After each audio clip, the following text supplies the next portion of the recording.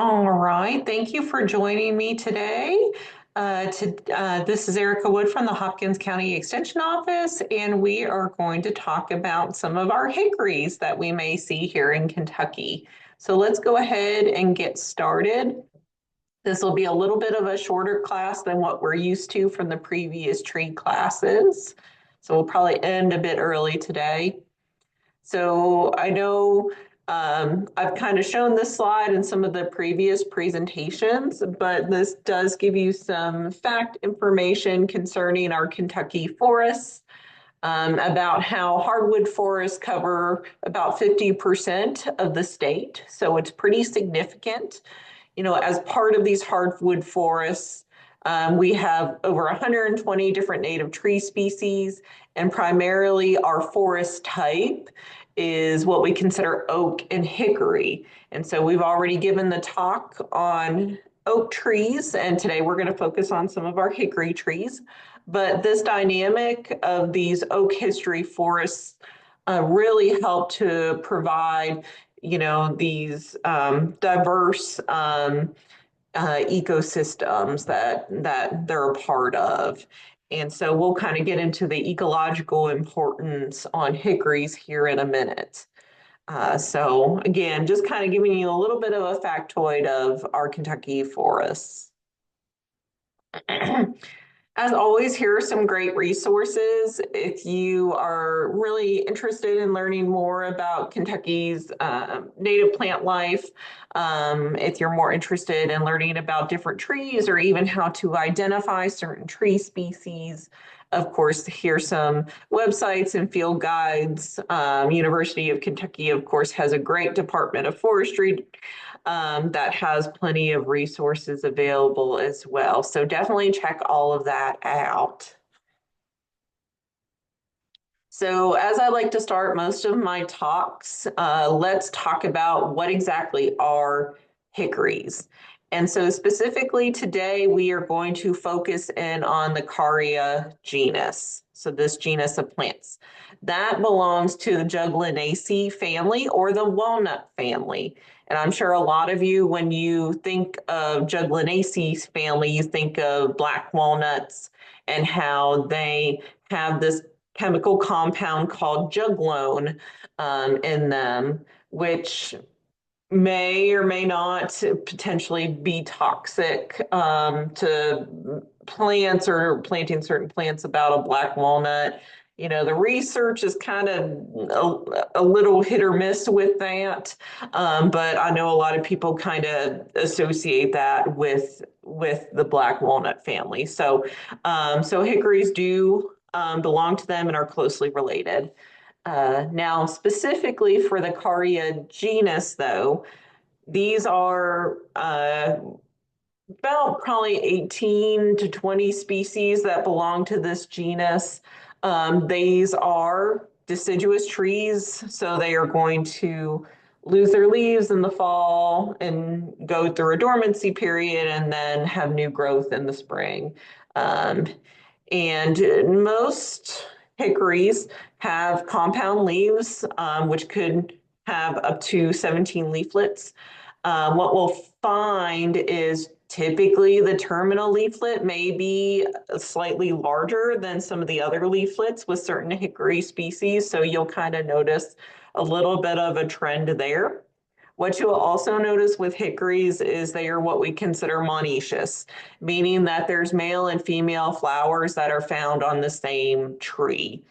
Typically, the male flowers are catkins, which could be almost drooping in nature, whereas the females have these smaller spikes. And so, primarily this is going to be wind pollinated to produce the fruit. And the fruit, a lot of times we say nut, we consider this a nut producing tree. Interestingly about that, it's not really a true nut by, its definitive botanical term. It's what we considered a drupe. But, a lot of us will continue to call these hickory nuts. But it's typically this egg-shaped drupe. with a pit or kernel that's enclosed in this fleshy husk. And a lot of times this will actually split into four woody valves as it matures. And usually the outer flesh of this nut will start out green and then mature to a brown coloration. So this kind of gives you a general idea of the Caria genus that hickories belong to. So let's talk about some of the importance of hickories. So let's go with economic importance. So certainly hickories are actually very economically important, and used in similar ways to oak trees that we talked about in the last class.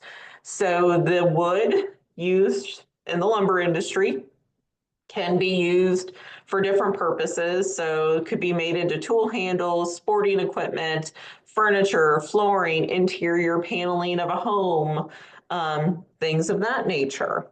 But also, hickory wood has been used for smoking meat as well. Of course, we hear that of this hickory smoked bacon or something like that. So it has been used to kind of add a little bit of flavor to that meat product.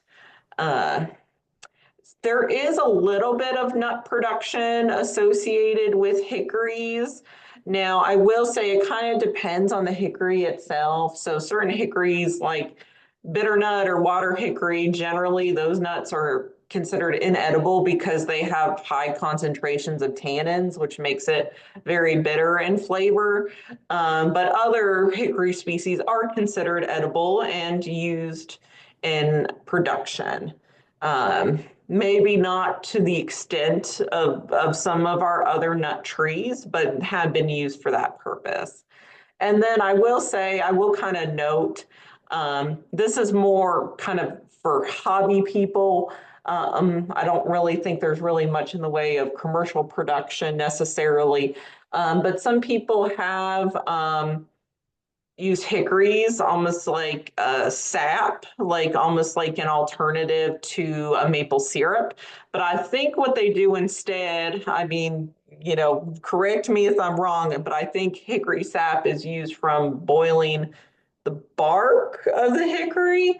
And then you add sugar, things like that to kind of make it into this maple syrup substitute. But again, I'm really not sure how much that is like if that's really widespread or just kind of more for hobbyists. um, but it's there. Now, switching to ecological importance, however, so hickories are very important trees, and especially when you couple them with oaks, this makes our forest really critical for our wildlife and insect species.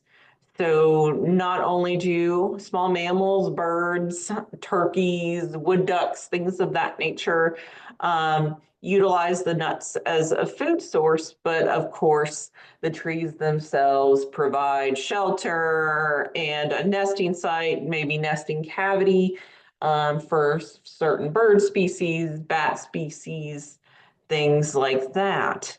And then something that we also talked about pretty extensively with oak trees is the importance of the tree serving as a larval host stage of the Lepidopteran group, of the Lepidopteran order. So important for the caterpillar stages of butterflies and moths to feed on these trees. So, we talked about that with oaks, very similar with hickories too. Hickories, maybe not quite to the as much as oak trees, still provide an important lifeline, if you will, for a lot of these insects. One being the Luna moth caterpillar. Now, Luna moths can use other host trees as well, but they can use hickories. But a lot of us look at Luna moths because they're a very, you know, um, I would say kind of poster child, if you will, of the moths. They're a beautiful green moth that a lot of people appreciate. But then also, not only that, some of our hair streak butterflies rely on it. And then this picture that you can see up here, moth species as well. So not just the Luna moth, but so this kind of vibrant red orange adult moth is called the regal moth. And this is one of those unique circumstances where the caterpillar stage of the regal moth actually has a different name. You're not calling it really the regal moth caterpillar. You're calling this caterpillar the hickory horned devil, which kind of gets its name from, you can kind of see the almost like spike like per horns that it has on there that look a little bit intimidating to people. He definitely looks kind of rock and roll style, with his overall demeanor. But it's a very cool looking caterpillar that will then pupate and become this adult moth. So it's really, hickories are really important for their lifespan as well. So just kind of wanted to showcase that a little bit. So let's go into specific hickories. We don't have a lot to discuss today, but just wanted to highlight a couple of them that you may come across. So the first one is the bitternut hickory. As I mentioned before, it kind of gets its name because the hickory nut that it produces is bitter in flavor because of more of that high tannin content. We think of acorns with oak trees having high tannin as well, kind of as a way, that bitter flavor used to deter wildlife and things like that. But still, you have wildlife that will feed on it. But generally, the meat of the nut is kind of bitter in flavor.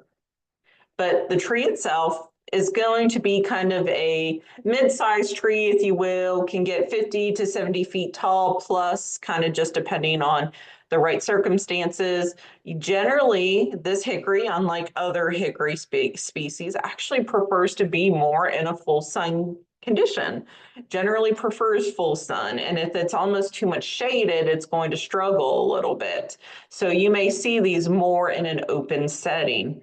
Now, I will say they do prefer to have more moist, rich soils, so kind of more fertile soils. Um, Now, of course, not saying like completely water soggy, swamp type setting, but they do like a little bit more moisture. Um, and generally with hickories, they also have the strong taproot system. So say you were planting small saplings of this, make sure that you're planting it in its forever location, because as the hickory grows and matures, it's going to be much harder to be able to transplant it from that spot because of that taproot system. You don't want to risk destroying that taproot system.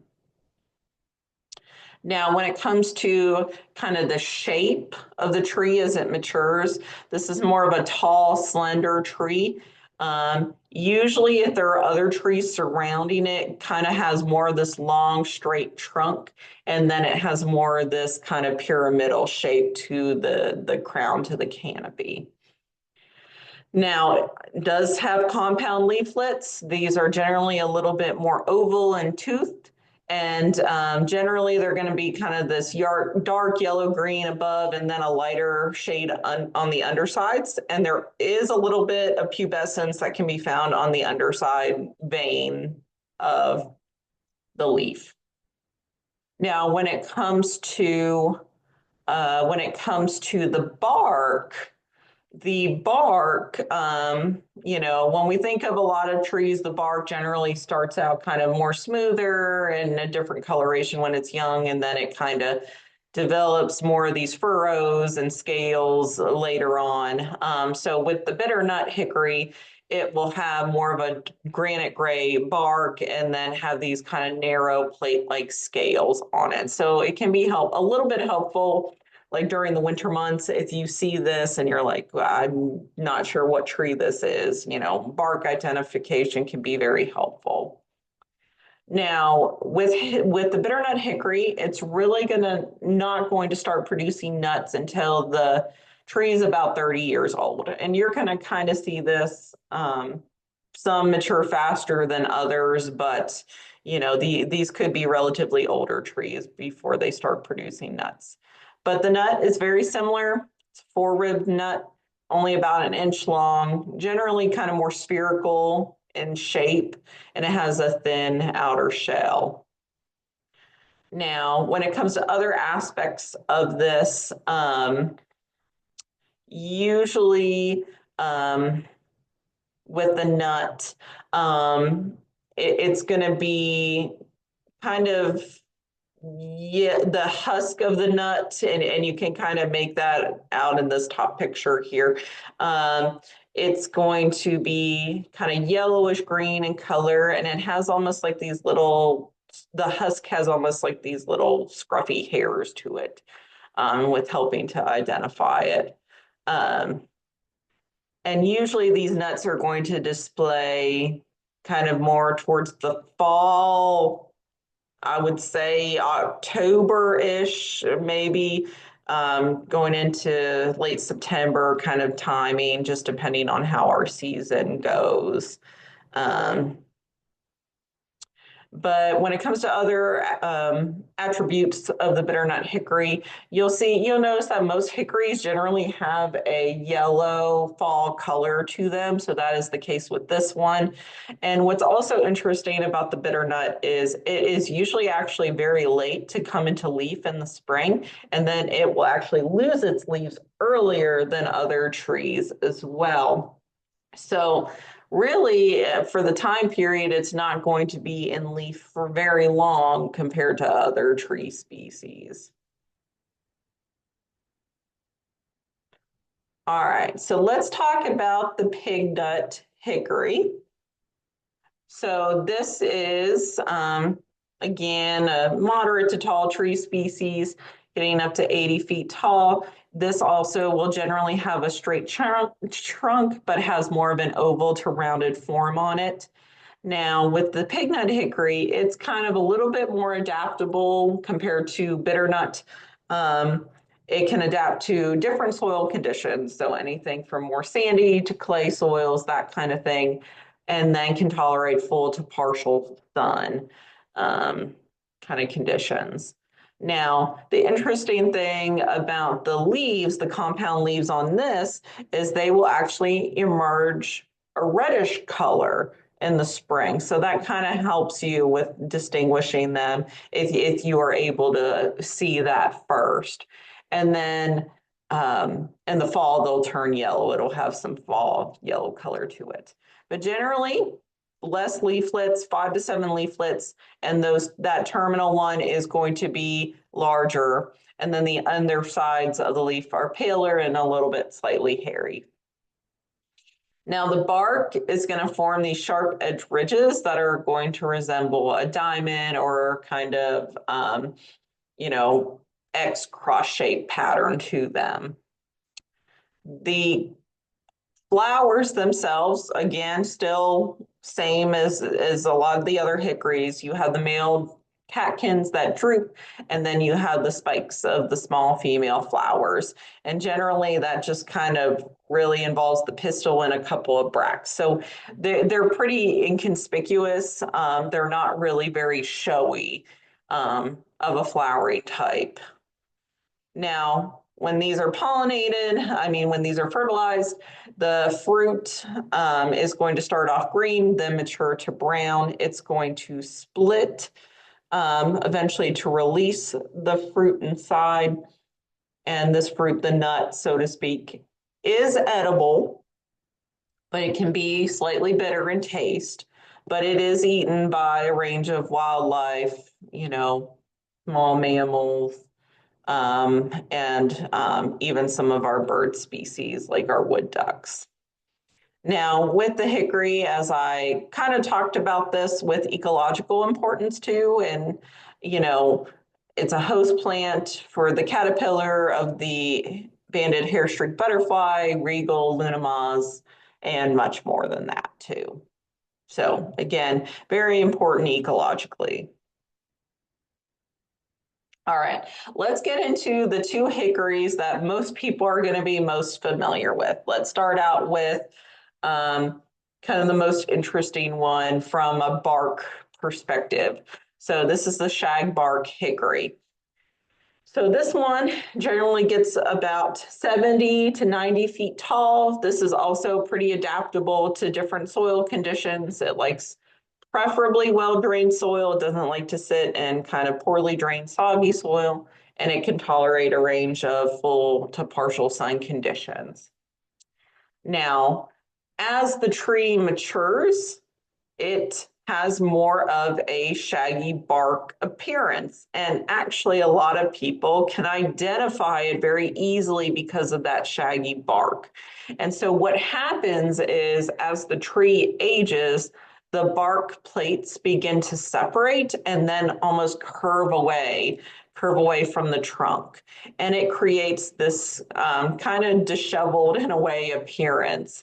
But again, especially during the winter months, when a lot of people, they're not looking at the leaves, they don't know what this tree is.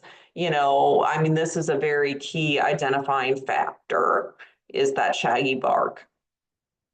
So when it comes to reproduction, you have the male catkins, female spikes, another great host plant for caterpillars.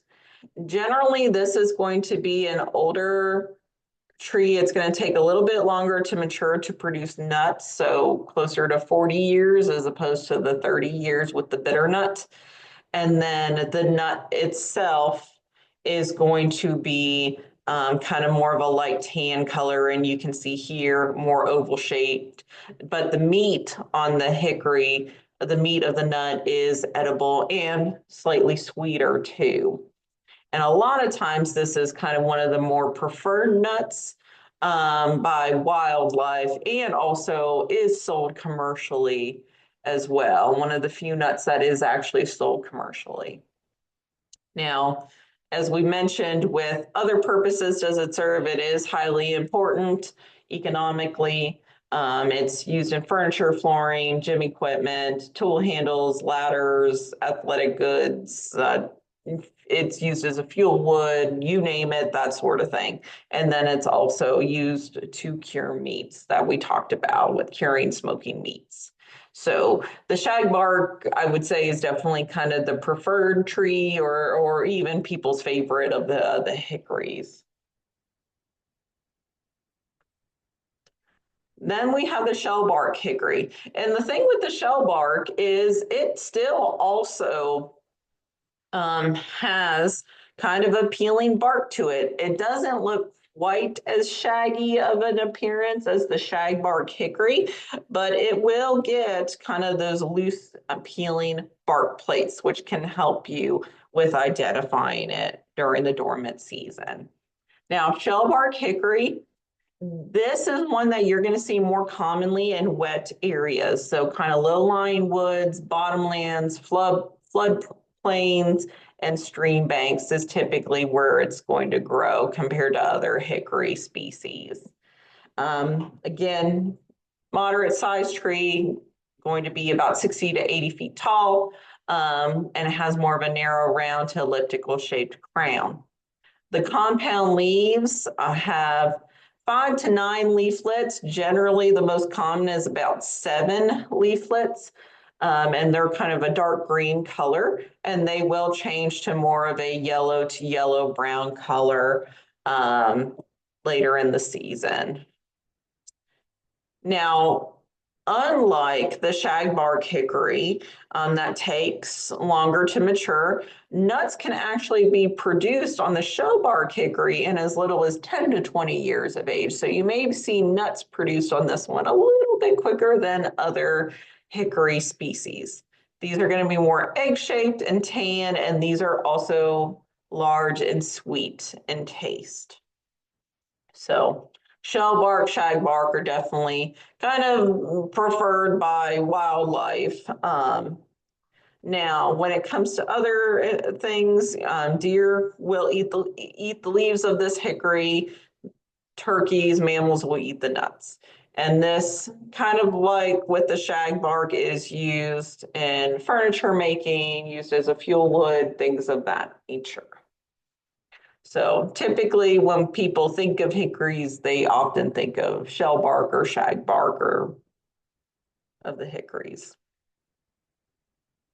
All right, this last one, I know you're like, this isn't a hickory, but okay, I get it. But I still want to talk about it because it does belong to the same genus and it is found here in Kentucky. So I know it's not completely the hickory that you had anticipated, but let me talk about the pecan real quick. So again, that is in the Caria genus. So we have hardy pecans here and they will grow 70 to 100 feet plus. These can become quite tall trees. These are adaptable as well, as long as the soil is pretty well draining. They can tolerate a range of soil conditions from sandy to clay soils. They do prefer kind of a full to partial sun condition, similar to the hickories as well. Now, when it comes to the overall shape, it has more of a uniform oval crown to it. Now, it will kind of branch out where some of its bigger major limbs kind of spread out from the trunk a little bit. And then the leaves here are compound 9 to 17 leaflets, kind of more lanceolate in shape with a serrated edge, serrated margin. And these will have a fall color to them, similar to the hickories. Now, as it ages, it has more of this grayish brown bark that's going to have more of these rectangular furrows. Similar to the hickories, this is monoecious as well, where you have the male and female flowers on the same tree. This is where it gets confusing though, because even though they're on the same tree, usually though the male flowers are not going to release the pollen when the female flowers are actually open and receptive to the pollen, which makes it a little bit tricky for pollination. And so a lot of times you're going to need to have multiple trees around where, the male pollen is going to move over to a tree where the flowers may be receptive. And especially when we think of growing pecans commercially from a commercial standpoint. We typically recommend to have at least 3 cultivars within the vicinity to kind of optimize pollination. Otherwise, you're not going to quite bear the pecans that you would want. Its reproduction is a little bit more tricky in comparison to the hickories themselves. But the reason why people love it, of course, we all love a good pecan, especially around the holidays. They're a very sweet, edible nut, kind of have more of this oval to round shape on them, and it begins green, then turns to brown, and kind of the internal part kind of has this brown class blotchy black spot appearance to it. But the pecan also is good for biodiversity wise. It will also support moth and butterfly caterpillar species, just like the hickories. So, yes, I know I probably just threw you for a loop with talking about pecans on a hickory talk, but again, with them being in the same plant genus, I just felt like I wanted to mention that. Um, so, with that, I'm going to stop sharing and I am going to stop recording.